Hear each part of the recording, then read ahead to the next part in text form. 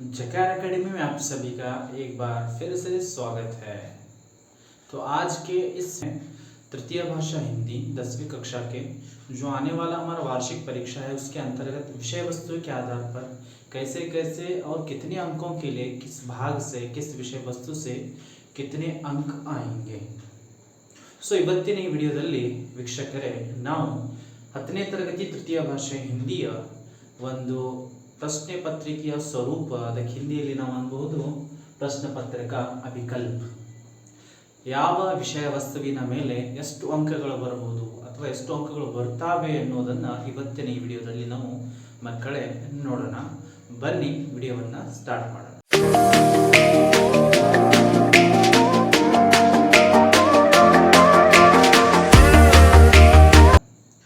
तो मोटमोदलनेदागी हमारे पास सबसे पहले जो विषय वस्तु है गद्य भाग है, पद्य भाग है, पूरक वाचन है, व्याकरण है और रचना भाग है.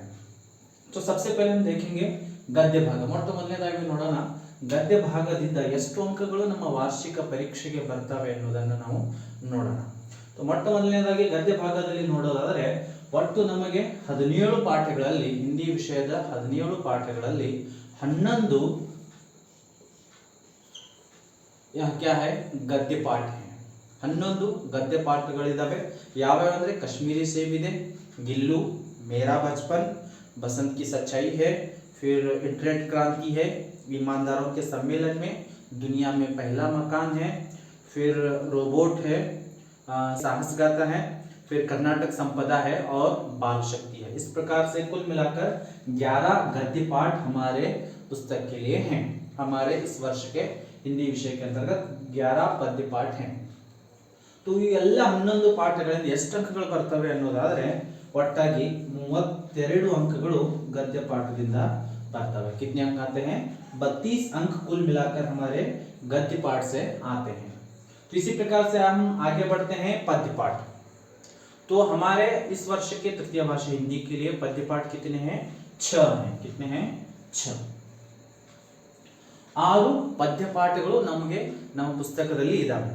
मातृभूमि, अभिनव मनुष्य, फिर उसके बाद आता है तुलसी के दोहे, समय की पहचान, सुर शाम, कोशिश करने वालों की हार नहीं होती. ಈ ತರನಾಗಿ 6 ಪಾಠಗಳಿದಾವೆ.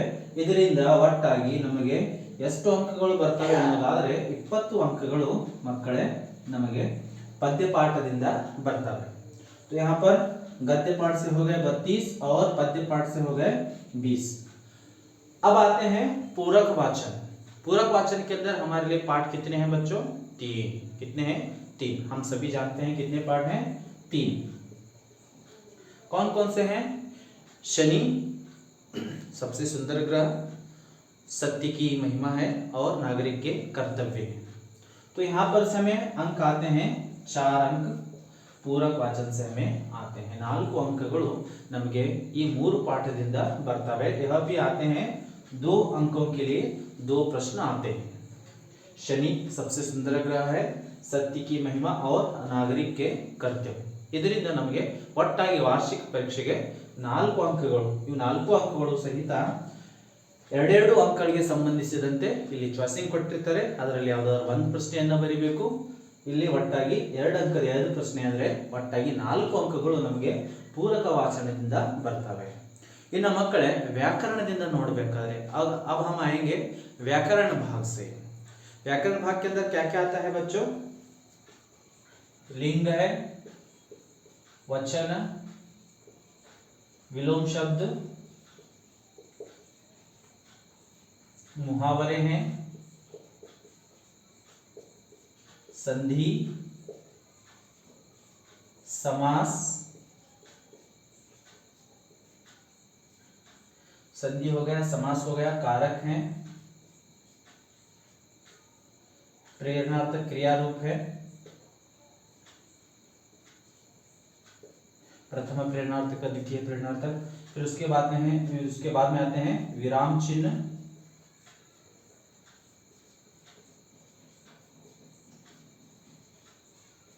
की और की का प्रयोग, एक शब्द के लिए एक शब्द वहां से भी संभावनाएं हैं प्रश्न आने के। 1 2 3 4 5 6 7 8 9 10 11 पर्यायवाची शब्द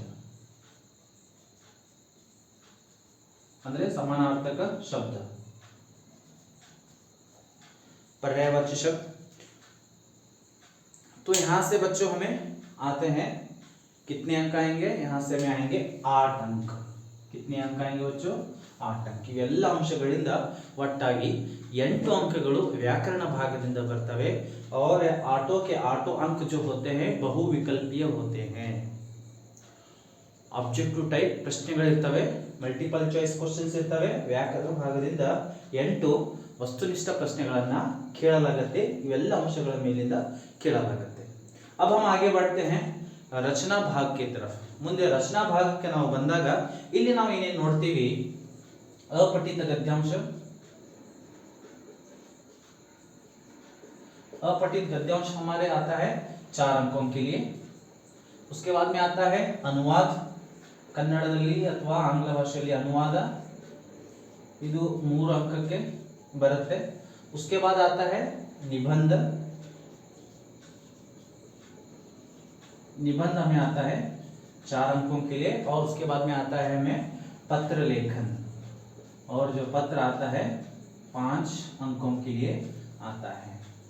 तो इस हिसाब से कुल मिलाकर 16 अंकों के लिए रचना भाग से हमें आता है। अपठित गद्यांश ಅಂದ್ರೆ ಪ್ಯಾಸೇಜ್ ಅನ್ನು ಕೊಟ್ಟಿರ್ತಾರೆ, ಅಲ್ಲೇ ಒಂದು ಪ್ಯಾಸೇಜ್ ಅನ್ನು ಕೊಟ್ಟಿರ್ತಾರೆ, ಒಂದು ಗದ್ಯಾಂಶವನ್ನು ಕೊಟ್ಟಿರ್ತಾರೆ, ಅದನ್ನು ಓದ್ಕೊಂಡು 4 ಪ್ರಶ್ನೆಗಳನ್ನು ಕೇಳಿರ್ತಾರೆ, ಅದನ್ನು ಉತ್ತರಿಸುವುದು। अपठित गद्यांश 4 अंक आते हैं।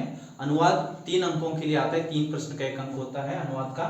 फिर उसके बाद में आता है निबंध, फिर उसके बाद में आता है 5 अंकों के लिए पत्र आता है। इस हिसाब से हमारे कुल मिल गए। इसको अब हम इनकी गिनती करेंगे। तो यहाँ पर कितने अंक हैं? 32 अंक गद्य से आते हैं, 20 अंक पद्य से आते हैं, 4 अंक पूरक वचन से आते हैं, और 8 अंक व्याकरण से आते हैं। और रचना भाग से कितने आते हैं बच्चों? 16 अंक आते हैं। तो इस हिसाब से अगर हम हिसाब लगाएंगे तो 80 अंक हमारे इस प्रकार से हिंदी विषय के अंतर्गत आते हैं। ಈ ತರನಾಗಿ 80 ಅಂಕಗಳನ್ನು ನಾವು ನೋಡಬಹುದು। ಗದ್ಯ ಭಾಗದಿಂದ 32, ಪದ್ಯ ಭಾಗದಿಂದ 20, ಪೂರಕ ವಾಚನದಿಂದ 4, ವ್ಯಾಕರಣ ಭಾಗದಿಂದ 8 ಹಾಗೂ ರಚನಾ ಭಾಗದಿಂದ ಒಟ್ಟಾಗಿ 16 ಅಂಕಗಳು ಬರ್ತವೆ। ಈ ತರನಾಗಿ ವಿಷಯ ವಸ್ತುದ ಆಧಾರದ ಮೇಲೆ 80 ಅಂಕಗಳಿಗೆ ನಮಗೆ ತೃತೀಯ ಭಾಷೆ ಹಿಂದಿಯ ಒಂದು ಪ್ರಶ್ನೆ ಪತ್ರಿಕೆಯನ್ನು ತಯಾರುಪಡಿಸ್ತಾರೆ, ಸಿದ್ಧಪಡಿಸ್ತಾರೆ। ಸೊ ಮುಂದಿನ ವಿಡಿಯೋದಲ್ಲಿ ನಾವು ಯಾವ ತರನಾಗಿರ್ತಕ್ಕಂಥ ಪ್ರಶ್ನೆಗಳನ್ನು ಕೇಳಲಾಗುತ್ತೆ ಮತ್ತು ಪ್ರತಿಯೊಂದು ಪ್ರಶ್ನೆಯಲ್ಲಿ ಮುಖ್ಯ ಪ್ರಶ್ನೆಯಲ್ಲಿ ಎಷ್ಟು ಪ್ರಶ್ನೆಗಳಿರ್ತವೆ, ಒಟ್ಟು ಪ್ರಶ್ನೆಗಳ ಸಂಖ್ಯೆ ಎಷ್ಟು ಎನ್ನುವುದರ ಬಗ್ಗೆ ತಿಳಿದುಕೊಳ್ಳೋಣ। ಈ ಮಾಹಿತಿ ನಿಮಗೆ उपयुक्तವೆನಿಸಿದರೆ ಈ ವಿಡಿಯೋವನ್ನು लाइक ಮಾಡಿ, सब्सक्राइब ಮಾಡಿ ಮತ್ತು शेयर ಮಾಡಿ। अगर आपको यह वीडियो पसंद आया है तो लाइक सब्सक्राइब ज़रूर कीजिए। इसी तरह की वीडियो देखने के लिए इस जैकार एकेडमी को ज़रूर सब्सक्राइब कीजिए। अगले वीडियो के साथ हम फिर से एक बार हाजिर होंगे। जय हिंद।